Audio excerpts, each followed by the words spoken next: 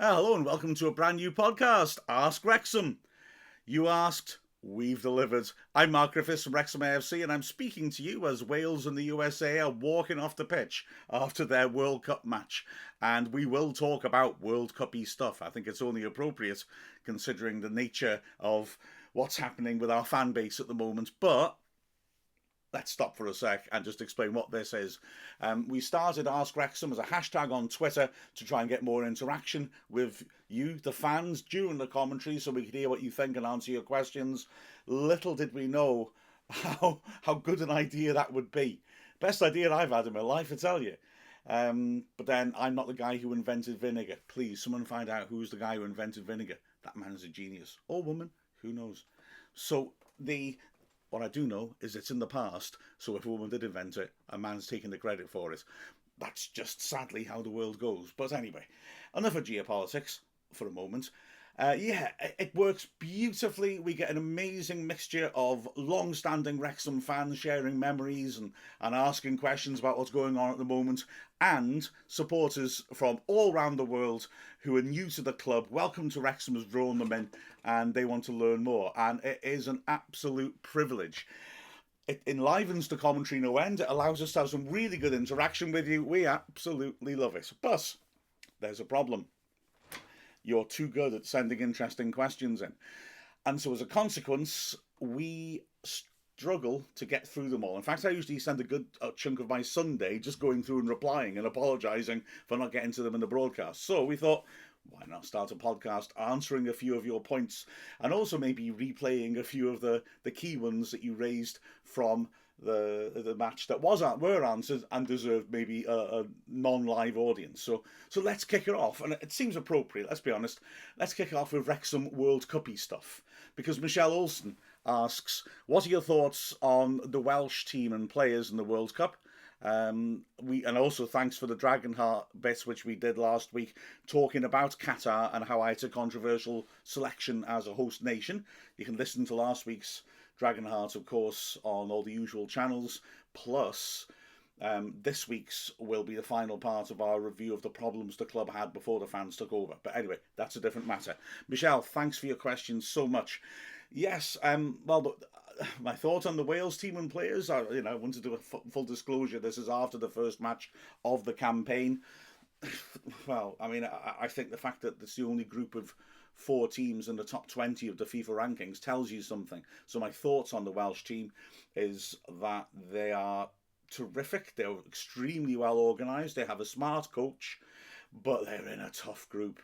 This is the sort of group that will be decided, I'd have thought, by fine margins. The fact that Wales have just drawn with the USA, I think, backs that up somewhat. The fact that England spanked Iran was a big surprise to me. I thought Iran were dangerous in this group. They may still be, of course. Sometimes teams start horribly. You still got time to turn things around. Be really interesting to see what Iran are like on Friday against Wales. The thing with Wales is they're quite a defensive, counter-attacking team, something they got wrong in the first half against the USA, and I thought Wales were fortunate to be a goal down at the break.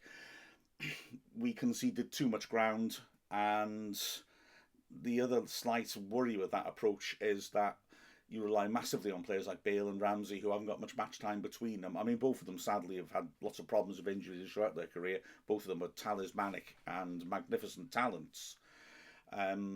In the second half of the game today, they were more proactive, and it was interesting to see that. But I'm not going to... I think it's facile and simplistic to say Wales should learn from that and not play like they did in the first half, because that's often how Wales play. They just do it better. And the second half, I think, again, it's a bit naive to say that's how we should do. I think if Wales do that against England, I think they'll leave too many gaps and get punished. That game turned a little bit naive, I thought, in the second half, which was to Wales's favour. Both teams going for it, pushing for the win. 2 tired teams, a very stretched game that could easily have gone either way in the closing stages. Oh, by the way, having said that, can I just suggest, American supporters, you start a petition, get a Costa on Mount Rushmore. It's a beautiful illustration of how an incident can be seen in complete opposite ways. That final incident of the game, when the keeper's come out of the box, not dealt with it, and Bale's brought it down and looks like he's going to shoot from the halfway line and try and score. It's a difficult skill, but the goal's empty. If he hits her on target, he's going to hit a goal. And Acosta just nailed him from behind and took a yellow card. Yeah, I said bad words to my television, directed at Acosta over that, believe me. But from an American point of view, he might have just earned a point from a game. So he's, some of us would say, "Oh, that's so cynical." Others of us would say, "Well done, mate. You just earned us the draw." So yeah, my views on the Welsh squad. I think getting through the groups will be a success. After that, you never quite know. Wales are, after all, paired with probably the weakest group, as are the USA. So if they avoid the Netherlands, who knows? Senegal are a good side, but without Mane, as we saw today, they lacked a little bit in the penalty area. So you never know. Wales got decent prospects. Moving a little further on, the next point about the World Cup. Any Wrexham in the World Cup? From always sunny, oopsie-daisy, in Arizona. Nice one. Beer Bear. Is that right? Yes. Right. Yes, there are Wrexham in the World Cup. I like the way you put that. Firstly, we've got 3 ex-Wrexham players in the Welsh squad. We haven't we? Joe Allen's there, isn't he? I saw him on the bench. He's in the squad as well, isn't he? Allen, however, none of these 3 have got long-standing links with Wrexham Football Club, sadly. Joe Allen, like I said, early in his career, so we're talking about 9 years ago, 10 years ago, was on loan to Wrexham from Swansea. He looked absolutely magnificent. He played his first game, he ran the game and was utterly superb and scored. Second game, he ran the game absolutely brilliantly and then picked up a serious injury, went off at half-time, and that was the end of his loan. If he'd stayed, that was Wrexham's first season in the National League. Who knows? If we'd had pretty much a full season of him, we might have gone straight back up. Allen was that good. He was clearly far too good for our level. The other 2 ex-Wrexham players, Danny Ward, the reserve goalkeeper, who started off as a youth player for Wrexham, was a massive prospect. He only played 1 game in the Wrexham first team. Strange affair, in fact, because he was a youth team keeper. Like I said, new big teams are looking at him. We got a very peculiar situation that won't go into the details now, but basically we played Brentford in the FA Cup, and on the same day had to play Airbus, which is a local team in the Welsh Cup, a Welsh League team. So on the same day. So the Brentford game was massive. So the first team went there, and then the youth team played in the Welsh Cup, but that is a first team match. So quite a few of those players never played for Wrexham again. They were the youth team. They lost 2-1, ironically, because Ward dropped a cross to concede a goal. So Wrexham were winning, and they lost in extra time 2-1. And that was Ward's only game for Wrexham, strangely enough, but he was a huge prospect. He moved on then to Liverpool and then on to Leicester after having successful loan spells at clubs like Huddersfield. And the third ex-Wrexham player in the squad is Mark Harris, and that's a slightly odd one. He was on loan to us about 3 years ago as a young winger from Cardiff, started superbly, and then went spectacularly off the boil to the extent that, although it was a season-long loan, Dean Keats came in as manager, and I think rightly judged that Harris wasn't contributing much and cancelled the loan halfway through. However, Mark Harris does live on in Wrexham folklore, or at least in my house, because of my revered object. That is Mark Harris's boot from when Wrexham drew that season at Notts County. If you're listening to this rather than watching it, I've got a boot in my hand. Basically, what happened was Harris was a victim of a rather late challenge, and the boot was ripped in all down the side. And after the match, we went down the side of the pitch to do interviews, and it was just sitting there. And I checked with Geraint Parry, who is Wrexham Football Club through and through, the man who is Wrexham Football Club, and I said, what will happen to that boot? And he said, it'll get chucked in a skip. And I said, well, I'll have it then. Fair enough. And so I have the boot of a Wrexham World Cup player. What foresight I showed. I've got to say, didn't smell great then, still doesn't now. And I'm not saying that for laughs. Genuinely, it honks. As for other links, however, we do have Harry Wilson, who comes from Corwen. And Corwen is about 35 minutes drive from Wrexham. He was born, I believe, in Wrexham. He is linked with the Wrexham area. My lad is the same age as him. He's played football with him. And if you're watching on the video, there's a nice mural that was made in Corwen, his hometown, just before the World Cup to celebrate him. There was also a mural of him put on the pavement outside Dinas Bran in Llangollen, which is his secondary school, which is about 25 minutes away from Wrexham. So, he's a local lad. He played for Liverpool for a bit. He left them in the summer, but he's done well on loan to Bournemouth, Derby, and he's a key player in the Welsh team. And the other link with Wales, I haven't got a picture of him, beg your pardon, is Nico Williams, the left back, who is from Kevin, and that's a satellite town on the edge of Wrexham, if you will. So it's about 6-7 minutes drive outside of Wrexham, shall we say. So there are a couple of local lads. Nico's brother was the second youngest ever player to play for Wrexham, although he then left to go to Swansea. Very promising young lad, still only about 18, 19 now, I'd imagine. So there are Wrexham links with the World Cup squad. Gavin France, you know what? I keep struggling here to come up with an answer for this. He asks, Wales have never failed to get out of a World Cup group stage. Yeah, we've been in it once. What stats do Wrexham have a 100% record in? Goodness me.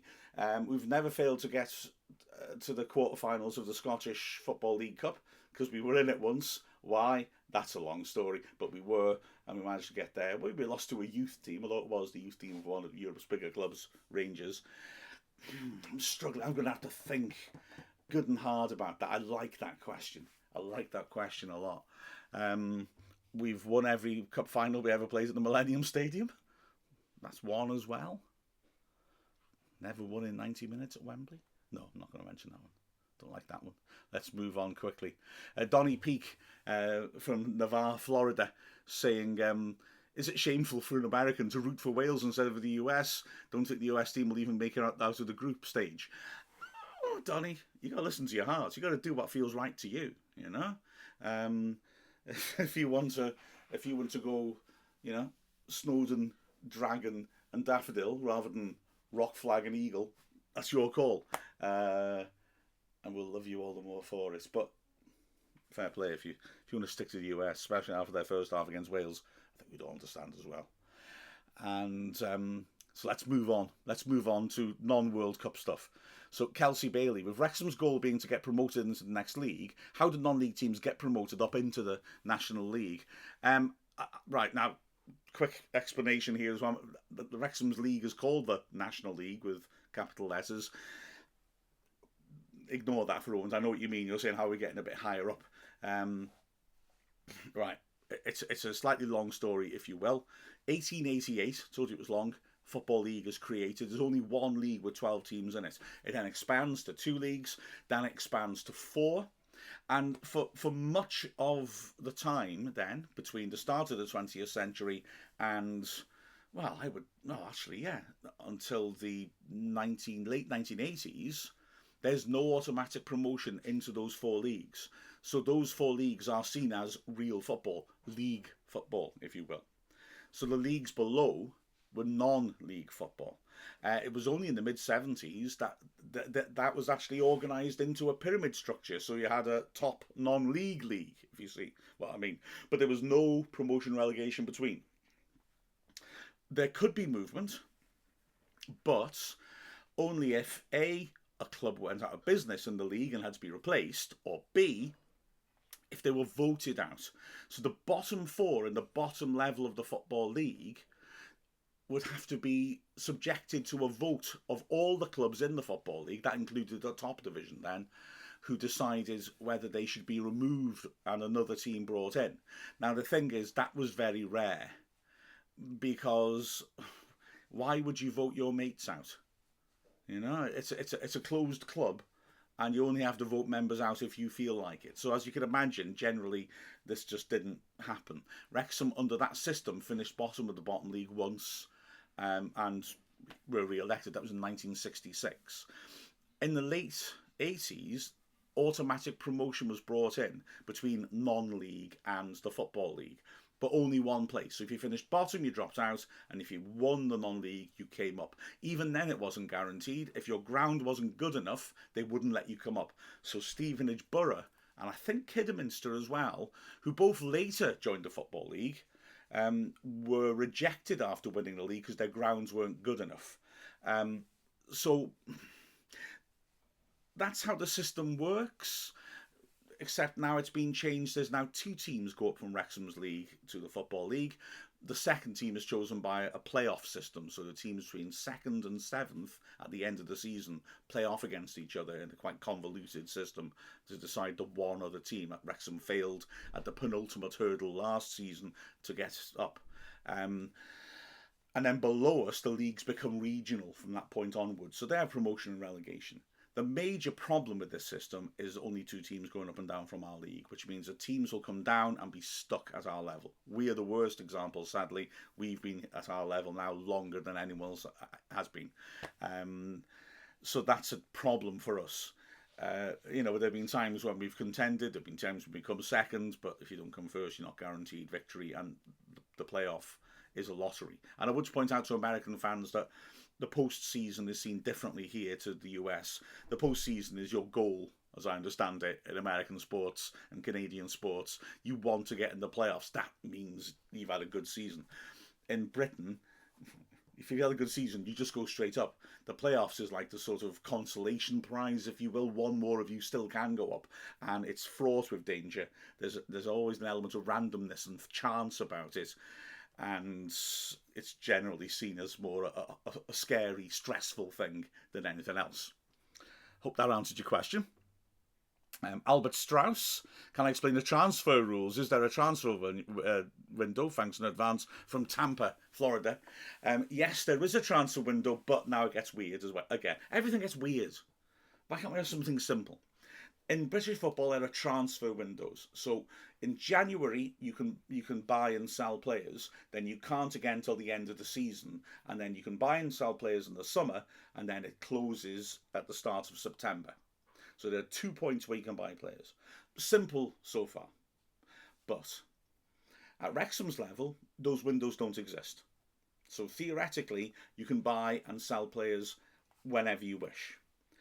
Wrexham are administered by the Welsh FA despite being in the English system, and the Welsh FA insist that professional teams stick to the windows. So until this year, believe it or not, and I would frankly, in my opinion, and I strongly believe this, we'd have gone up last season were it not for this weird anomaly. We could only buy players in the 2 windows, and all our competitors could buy players whenever they wanted. So last season, Stockport were able to replenish their squad as and when they chose to. We couldn't, and as a result, I think Parkinson did very well to recruit most of the team he needed in the summer, but didn't complete the job. We had a faltering, I would say, first half of the season. We were okay. We kept ourselves in contention, but we weren't better than other teams, if you will. In January, he brought in 3 more players. They were extremely judicious signings, and that rounded the team off. And in the second half of the season, we built momentum and did look far too good for the other sides, including Stockport. I know they eventually won it, but that's because we gave them a bit of a head start before we properly got the squad together. Please remember, at the sharp end of the season, we beat them 2-0, then 3-0, and both those games were comfortable, I thought. So I think we were unfortunate then. FIFA intervened at last summer and said that no longer applies. So they've given us a special dispensation, so now we can buy players anytime. So now Wrexham are also not restricted by the transfer rules. So sorry for the complicated response, Albert, but the truth is, yeah, transfer windows do exist, but from this season they don't for Wrexham. So we're on a level playing field with the other teams in our league. If we were to go up, the transfer windows would come back in, but that's okay then because all the other teams would have those transfer windows. So it's been convoluted and frankly unfair, which is why we were granted this special dispensation.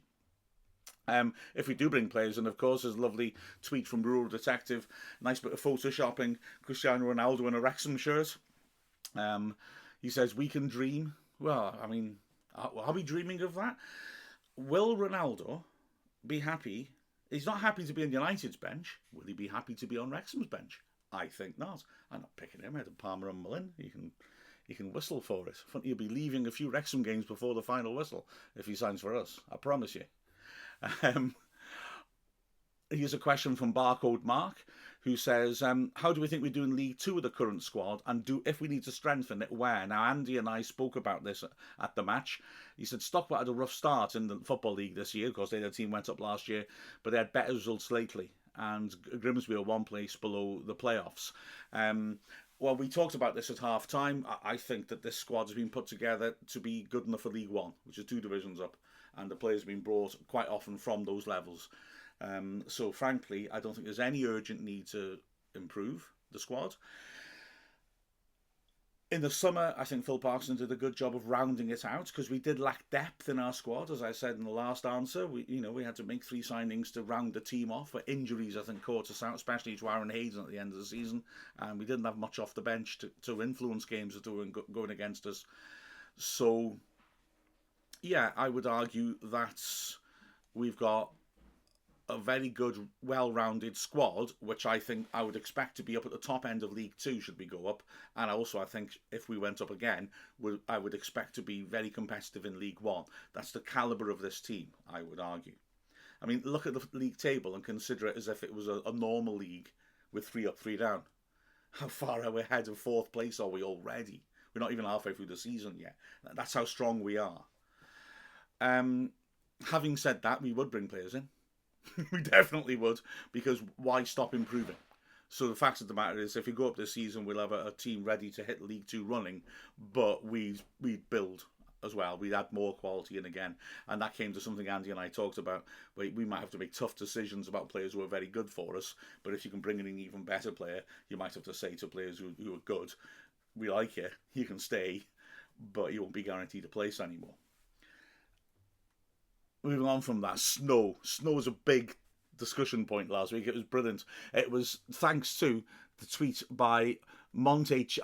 It's Jim, isn't it? His name's, I always forget. Jim, your name's Jim. I remember it now. You sent a fabulous picture on Ask Wrexham of the Buffalo Bills stadium under loads of snow. Their game had to be moved to Detroit because there were 4 feet of snow on the pitch. How much snow has the Racecourse ever got? Well, that led to a fun debate amongst a few of us. There was a great picture from Spitball Ideas showing a nice pic of American college football in the snow. Look down the bottom and you'll realise that's not a black and white photo. That's colour. Whoa, that's nasty snowstorm. I'm going to try and compete with that in a second, Spitball Idea.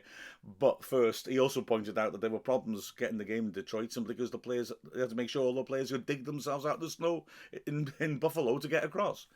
Anyway, snow with Wrexham. Well, Spirit of 78 sent some nice pictures of Wrexham games in the snow. I remember a similar one against Mansfield, I think a little earlier than these games. And then we also talked on Saturday about the famous game in 1997. Wrexham played West Ham in the FA Cup on a very snowy pitch, where basically they did the traditional British thing. And if you're on the video, you can see a picture from the West Ham game that shows it, where you clear the lines, paint them blue rather than white, and then use a bright orange ball to make it stand out against the snow. And so we did play. You do play games in the snow. It was a real. It does tend to make the game a bit of a lottery because the conditions aren't so good for playing football on. Another famous incident was our first ever cup final outside of Welsh competition, when we got to Wembley for the first time to play in the FA Trophy final in 2013. Unfortunately, there was a spectacular cold snap, and the game wasn't in doubt. It was the fans' attendance that was in doubt, because Wrexham had thick snow, and everybody was worried, will they be able to get down there in order to watch the match or not. And lots of fun pictures of fans making giant Wrexham snowmen and digging out their drives in order to be able to attend. I tell you what, on the day it was freezing at Wembley, but snow free, and we won, so that was a good thing. Anna also said, what about when volunteers had to clear the pitch? Wasn't that a few years ago? I think that's happened a few times, actually, Anna, to be honest. I think. Andy Davis said for the actual amount on the pitch, probably that Wembley weekend in 2013, that'd be the Wrexham pitch. He also said, playing-wise, the West Ham game springs to mind, as we just mentioned. And he also mentioned, as one of my favourites, playing against Fulham, and quite right, when Hughes hit the bar and snow all fell down on it, and Durkin hit the rebound. Yes, I remember that very. Those were my favourite Wrexham goals. That's simply for the aesthetics of it. I was commentating standing on temporary gantry in the snow. It wasn't nice. And it was funny, the shot hit the bar, and a beautiful, perfect horizontal line of snow just dropped off it. It was very nice. And while the goalie was evading that, we scored the rebound. I found the footage of it actually not long ago, and it doesn't look as good on the video as it did in my mind's eye, which I think is just because sometimes the camera doesn't catch things as well as you might hope. And also Anna remembering the snow piling up on the road as we were travelling down to Wembley, worst she'd ever seen in Wrexham. And that's saying something. Wrexham can get quite snowy. Alice Wardle has a good snow at the Racecourse story. Her dad told her the story about when he went to watch Wrexham v Chester on his birthday, where they played with an orange ball due to the snow. I think I might be aware of those. There was a season, a notorious season, where we drew Chester in 2 of the cup competitions at the Racecourse and lost both of them. At least one of them was in quite snowy conditions, I seem to recall. Gary Bennett, who would become a hero for Wrexham, scored in, I think, both those games. He certainly played in both of them and tormented us in both of them. And as a result, when we signed him, he was a very unpopular signing until he scored lots of goals and we got promoted. Everyone forgave him then. The next season, he scored lots of goals on a higher level, and the next season after that, he was the top scorer in all of Britain. So yeah, by that point, we definitely let him off, even though he did actually miss a penalty against Chester in that second season. We'll forgive him that. And Steve Moss says, as a teenager, I remember taking the spade from our shed and walking to the racecourse to help shovel snow off the pitch in the hope that the third round FA Cup tie against Liverpool could go ahead back in the 60s. It didn't. Well, now, there's a tale. 1963. Very famous bad winter in Britain. Wrexham played a game at the racecourse in December, and then the bad weather came. Another game was abandoned, another Wrexham game in December. We drew Liverpool in the cup, and as Steve rightly says, it was called off despite the fans coming to clear the pitch. We were desperate to play this game because everyone knew this bad weather was in to stay, and everyone was a bit concerned as to whether, our cash flow situation might be a real problem and we might not be able to get through it. So we were desperate to play the Liverpool game, which would have had, of course, an absolute capacity crowd. And so they did it again. They cleared the pitch and the fans piled in. And this time, the game did take place on a rock-solid, snow-covered pitch. Picture up there, I've just shown a couple of pictures of at the racecourse at the game, fans crowding on the snow. Like I say, the fans cleared the snow off the pitch as best they could. The other picture I showed is of Liverpool players practicing at them old Melwood training ground for the game. So conditions weren't fabulous. The game did go ahead though. Liverpool won 3-0, but Wrexham got some very, very useful money in the coffers, and we didn't play at home again until March. So we went essentially 3 months without a game at the racecourse. We played a couple of away games at the end of that period. That's bad weather. A more recent one, we played a big game at Macclesfield. There's the thumbnail if you're watching on the video that I made for the highlights of the game, of them clearing the lines. It was on TV. I wonder if it would have been played if it hadn't been live on TV. It was horrific. Before the match, I should have put this picture up on the video. I found a dead rat frozen to death on the floor of the press box, poor thing. The game itself, it snowed throughout the game as well. Mad conditions. Wilson, the Macclesfield centre forward, scored a hat-trick, and it was it was cold. I'm telling you, it was cold. PGHE Wrexham says he was at that Macclesfield game. We had to get the late train back because I had to buy a new pair of shoes. The away end is not covered at Macclesfield, and so everyone must have got soaked in there because snow throughout the match. Bus Tales Northeast says, what was the game where the Wrexham players were on the pitch drying it with towels after heavy rain? That was Aldershot last season. In fact, interesting little tale. Before the match on Saturday, the Aldershot media guys are lovely. They're really nice guys. And one of them came up to me, and the first thing he said was, I guess I'm not very popular here after what we did to you last season, because it was an awkward situation. Wrexham comfortably in control at 0-0, but a very heavy rain. The referee suspended the game about 5 minutes into the second half because the ball wasn't rolling properly. Now then, it was suspended. The rain didn't really stop. The pitch couldn't be saved, and the game was abandoned. Now, I must say first and foremost that I don't think there was anything that could be done about that. I don't think there was any way to save that match. So much water on the pitch, it inevitably had to be called off. What Aldershot did, and why the media chap was so apologetic, I did put his mind at rest, don't worry, was that the official Aldershot response wasn't great. Basically, Wrexham were furious because the Aldershot groundsman, refused to do anything to try and help the pitch. Now, okay, it was probably going to be a doomed attempt, but in the interest of decency, you should probably be seen to try to do something, but he didn't.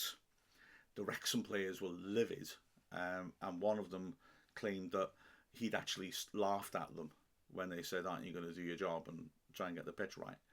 Because, of course, Aldershot losing 2-0. If the game's abandoned, we're going to have to play the whole thing again. They don't restart it where it was left off. So Aldershot would have been happy to it to be called off. Like I said, I reiterate that there's no way they're going to save it. But I don't think he had anything to lose by being seen to help.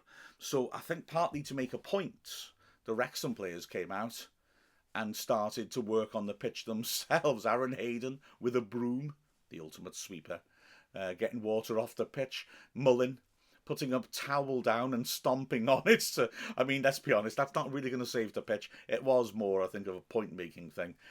Christian Dibble as well with the sort of squeegee bringing all this water up. It was madness. And it was, I think, an embarrassing look for Aldershot. Interestingly, though, the media chap I was talking to said the actual proper groundsman wasn't at the ground that game. And therefore, if he'd been there, probably it would have been handled a bit more sensibly. But I think it was bound to be called off anyway. It just was a bad luck to sort of refuse to try and help. So anyway, we had to go back and start from scratch.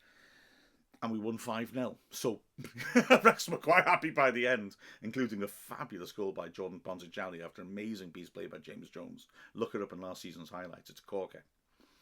JJ Roberts, or is it J Roberts, says, if interest in the club continues to build, with hopefully successive promotions and the ground renovated along the way, what's a suitable size capacity for the grounds to ultimately hold?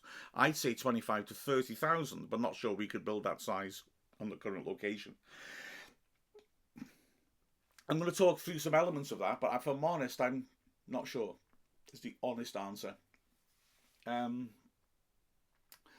I didn't think, despite this fantastic takeover, that we'd actually have this level of crowd coming this soon. So I'm finding it extremely difficult to gauge what's realistic or feasible or a target in terms of future crowds if we go up the divisions. I mean, obviously, the owners have been very clear in saying that they feel we can appeal both east and west and south. There aren't many big clubs in that area, from Stoke, which is an hour to the east, across to Wrexham, and then across all the way to the Welsh coast, or the west coast. There are no big clubs really, and then indeed going south, down the borders, you go down as far as Bristol, aren't you really? So there's a big potential catchment area. I don't know whether it's realistic to say we could need a stadium that big. What I will say is, the current location is probably quite limited, isn't it, in terms of further expansion. The mooted new COP, which has now got planning permission, was add 5,500 onto the capacity, so we're talking about 15,500. But then the Mold Road stand hasn't really got any potential for building because there's a main road right behind it. The Wrexham Lager stand has got a small car park behind it, but the issue there is it's not behind the whole of the stand. It used to be. Before the flats were built, the students' accommodation was built, and for more on that, like I said, Dragonheart this week will focus on that and talk about why they're there. Before they were built, that was a huge car park, and that would have given us an awful lot of room if we chose to develop and take that Wrexham Lager stand back a hell of a long way if we wanted to. But we can't do that now because it's blocked off at one end by student accommodation. The stand behind the other goal, again, we would have to buy land off Glyndŵr University. No, maybe that would be feasible. Maybe that would be possible if we wanted to expand that way. But the scope to make it the sort of capacity that JJ Roberts is suggesting is probably not there. I wouldn't have thought. I don't know. I don't know. Bournemouth are surviving on the sort of crowds that we get in the Premier League at the moment, so maybe you can cut your cloth according to your means. But it would be nice to have a good enough capacity to be holding regular Welsh games, for example. Michelle Owen, what are our thoughts on the Welsh World Cup? Oh, that's the first question. I've done all the questions. Good Lord. Doesn't time fly when you're blathering away? Excellent. Well, I hope that works then, our Ask Wrexham podcast. I'll do it every week if it goes down well and responds to your questions. Keep the questions coming in. I admit there's a problem with Twitter possibly going pop. And we're looking at alternatives. We haven't come up with a proper alternative yet. But Ask Wrexham really works beautifully on Twitter. So please, let's assume that it doesn't get muskified and that we can carry on Twitter. Throw your questions in. We'll try, obviously, to answer them as many as we can on match days, but keep them coming whenever you want to. And we'll hold them back maybe for this as well. So let's hope this is a successful experiment, and if so, we'll keep doing it. And if not, let us never speak of it again. Dragonheart's out on Wednesday. Full matchy stuff again coming up at the weekend. Full commentary on Wrexham Player, of course. Who knows what pie will turn up this time for our half-time taste test. And there'll also be on Thursday a greatest games video of one of the great games from Wrexham's past. Which one? I haven't decided yet. Sorry. So remember, subscribe, like, review. All these things help us massively in terms of being able to produce more things for you, to be honest with you. So thanks very much for your questions. Thanks very much for watching or listening. I'm Mark Griffiths from Wrexham AFC. Pass the vinegar, Bonjo.